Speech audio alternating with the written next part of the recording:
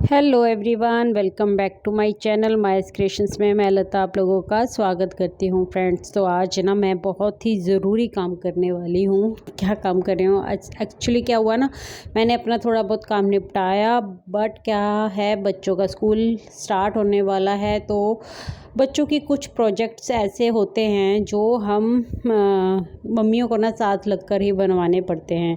तो ऐसा ही कुछ ये आर्ट एंड क्राफ्ट का काम था। आज मैं लेकर बैठी हूँ क्योंकि ट्यूसडे से इनका स्कूल है जो वो स्टार्ट हो जाएगा, तो उससे इन लोगों को जो भी अपना अपना सामान सबमिट करवाना है ना, तो वो मुझे हेल्प के साथ बनाना पड़ेगा। तो बच्चे यहाँ पर पीछे बेड पर बैठे हुए थे, कुछ कुछ कर रहे थे अपना, और फिर मैं भी यहीं पर बैठ गई। बच्चे ना, जब से छुट्टियाँ स्टार्ट हुई हैं, बच्चे ज़्यादातर इसी रूम में रहते हैं, तो इसीलिए ना पूरा इस रूम को तहस नहस करके ही रखते हैं। फ़िलहाल मैं ना ये क्राफ्ट है जो बनाती रहूँगी। ये भी एक क्रिएटिविटी का काम है और फाइनल लुक भी दिखाऊंगी इसका क्या निकल कर आया।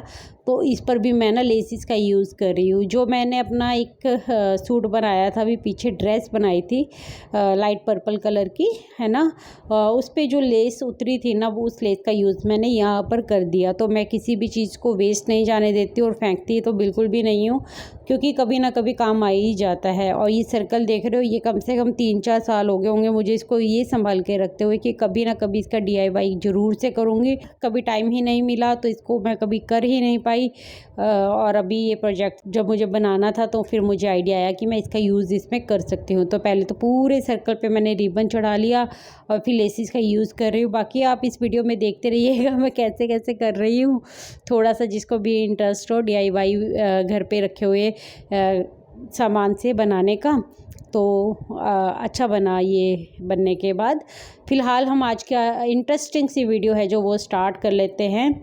और आज का जो टॉपिक है ना, बहुत ही ख़ास है, बहुत ही छोटा सा है, कहने में बहुत ही छोटा सा है, लेकिन इसके मायने, इसके मतलब, वो लोग जो इससे ना रूबरू होते हैं या उनको ये सब झेलना पड़ता है ना, वो बहुत ही अच्छे से समझ सकते हैं। ये दुनिया है ना फ्रेंड्स, बहुत छोटी सी है, तो इसमें ना लोगों के साथ हमारा आमना सामना अक्सर होता ही रहता है।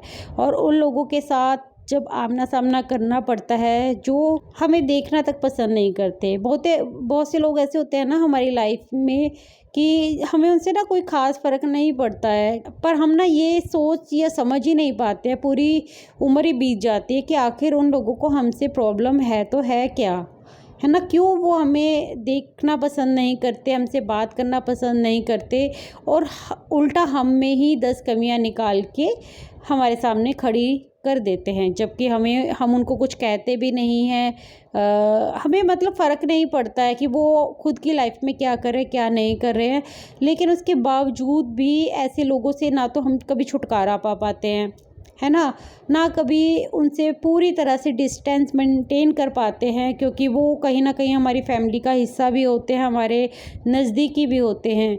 हमें रिश्ते चाहे फॉर्मेलिटी के रूप में ही सही निभाने भी पड़ते हैं, कई ऐसी जगहों पे शामिल भी होना पड़ता है जहां हम उनकी वजह से जाना भी नहीं चाहते हैं, लेकिन नहीं जाएंगे तो और दूसरे लोग भी हमसे जुड़े हुए होते हैं, तो उनकी वजह से हमें वहाँ जाना भी पड़ता है। तो जब जब हमारी लाइफ में ऐसे लोगों से आमना सामना होता है ना, तो हम ना डिप्रेस्ड हो जाते हैं।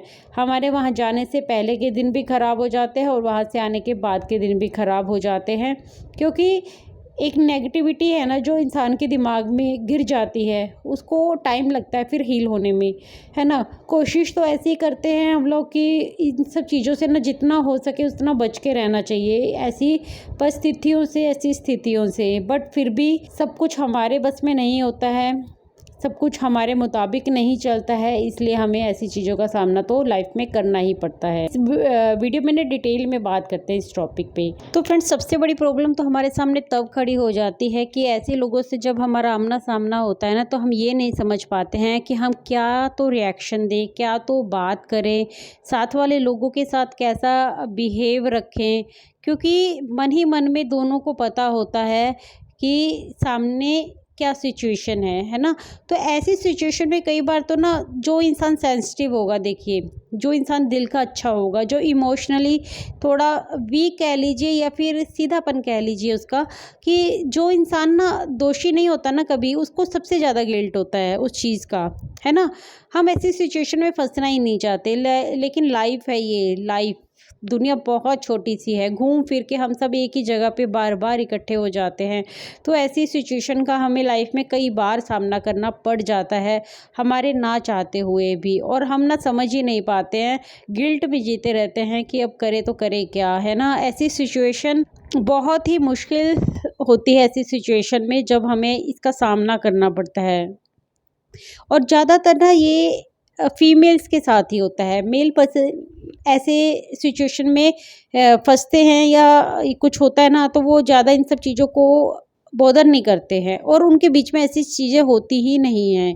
ज़्यादातर ये हम फीमेल्स के साथ ही होती हैं कि ऐसी सिचुएशन में क्या होता है ना, कि देखिए मान लीजिए हम अपने ही किसी रिश्तेदारी के घर पर गए हैं और सामने वाली फैमिली में, है ना, ज़्यादातर मेल पर्सन है, लेकिन एक ही महिला है वहाँ पर, और वो महिला ही हमें देखना पसंद नहीं करती अपने घर में।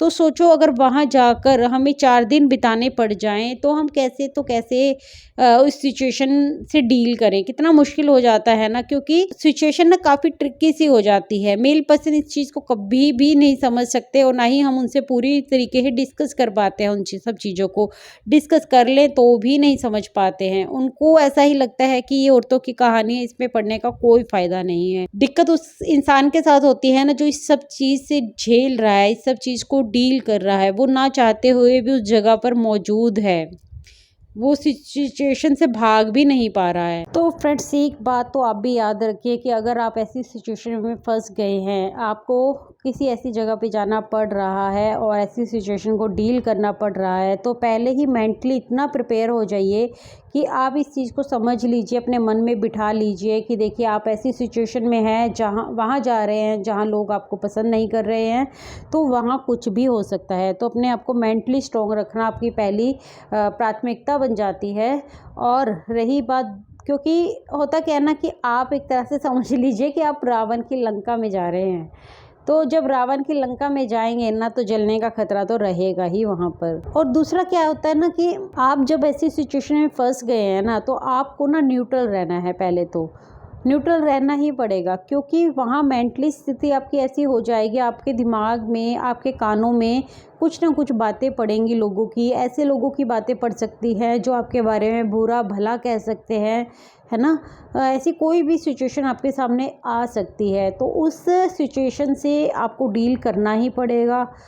तो उसमें वही स्थिति आ जाती है कि आपको मेंटली बहुत ज़्यादा स्ट्रांग होने की ज़रूरत होती है, और इमोशनली भी बहुत ज़्यादा स्ट्रांग होने की ज़रूरत होती है। वहाँ पर समझदारी से काम लें, कुछ ना बोलने की बजाय ना आप चुप्पी साध लीजिए। ऐसी सिचुएशन में सबसे बड़ी जो कहते हैं ना कि आपका जो साथ निभा सकती है, वो चीज़ है कि आप ऐसी सिचुएशन में वहाँ रिएक्ट मत कीजिए, एक्शन का रिएक्शन मत दीजिए, है ना। अगर आप थोड़ी से भी अपने आप को समझदार समझते हैं, तो ऐसी सिचुएशन में रहकर भी आप अपने आप को थोड़ा सा ऐसा ब्रेव बना लीजिए कि आप तुरंत किसी भी चीज़ का रिएक्शन ना दीजिए। मान लीजिए आप अपने बारे में किसी को कुछ कहता हुआ भी सुन लेते हैं, तो आप टाइमली वहाँ पर रिएक्शन नहीं देंगे, क्योंकि ऐसी सिचुएशन में ना समझदारी बहुत बड़ी चीज़ होती है। अगर आप रिएक्शन देते हैं ना, तो आप समझदार नहीं हैं, क्योंकि आपने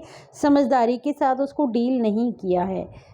तो सामने वाले की जितनी गलती होगी ना, उतना ही आप भी वहाँ पर गलत साबित हो जाएंगे। इसीलिए ऐसी सिचुएशन में आप कूल रहिए, दिमाग को शांत रखिए, क्योंकि फ्रेंड्स ये ना किसी और के लिए नहीं है, ये आपके मेंटल पीस के लिए है। क्योंकि आप ऐसी सिचुएशन में फंस तो गए हो, आप जब किसी की बात को रिएक्ट नहीं कर रहे हो अपने ऊपर, है ना, किसी की बात को सुन ही रहे हो, आप अपने आप को ऐसा बना लीजिए कि आपको सब कुछ सुनाई देकर भी वहाँ कुछ सुनाई नहीं दे रहा है। तो एक तो आप कॉन्फिडेंट लगेंगी सामने वाले को ये एहसास हो जाएगा कि उसके किसी भी रवैये से आपको कोई भी फ़र्क नहीं पड़ता है ना।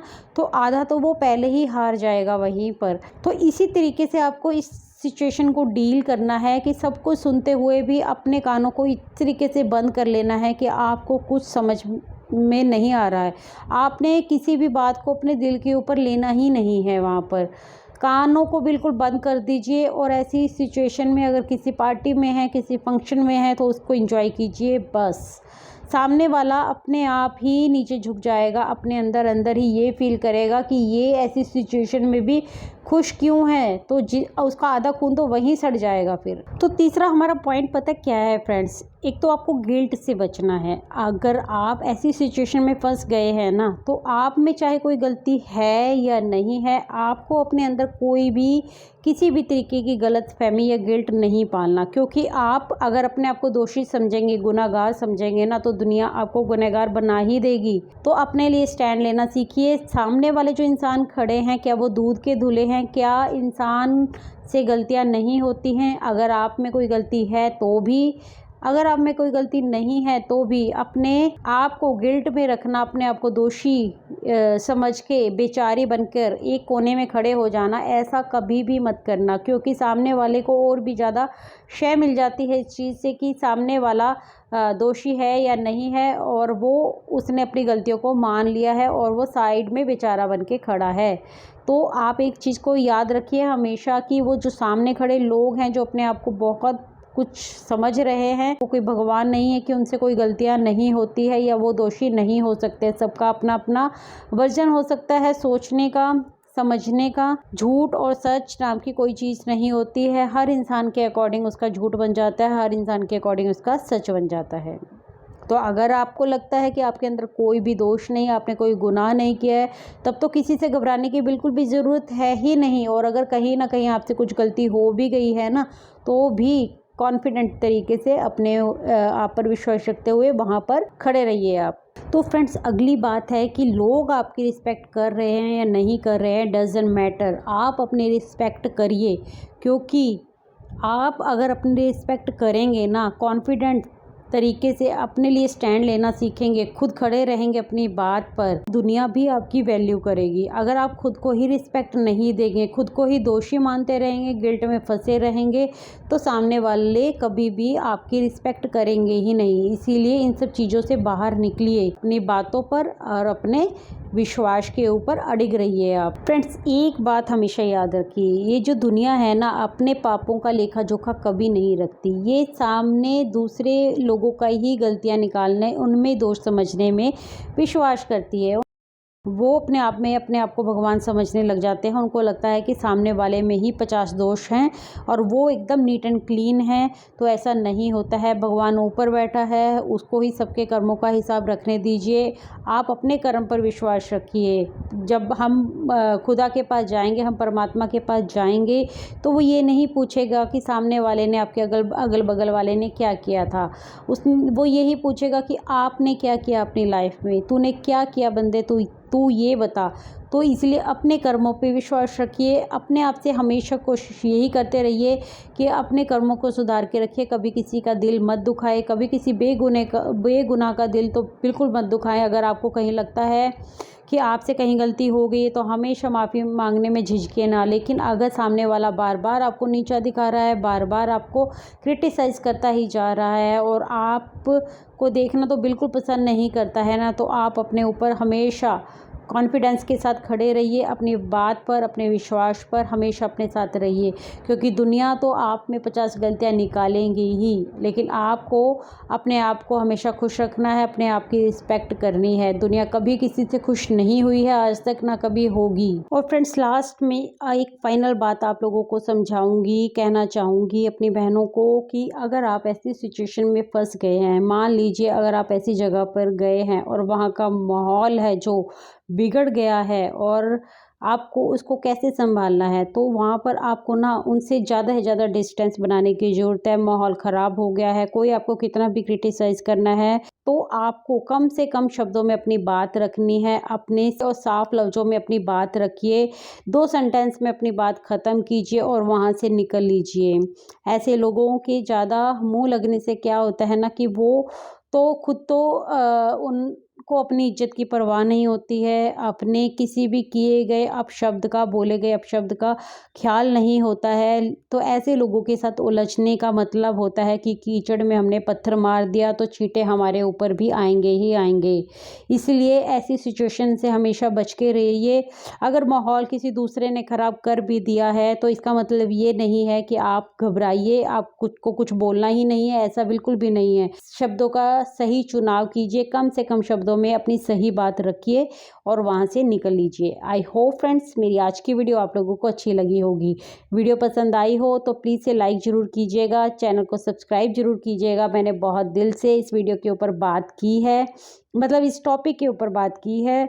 कमेंट करके मुझे बताइएगा आज की वीडियो आप लोगों को कैसी लगी। मैं मिलती हूँ आपसे अपनी नेक्स्ट वीडियो में, तब तक के लिए friends take care, bye bye, thanks for watching guys.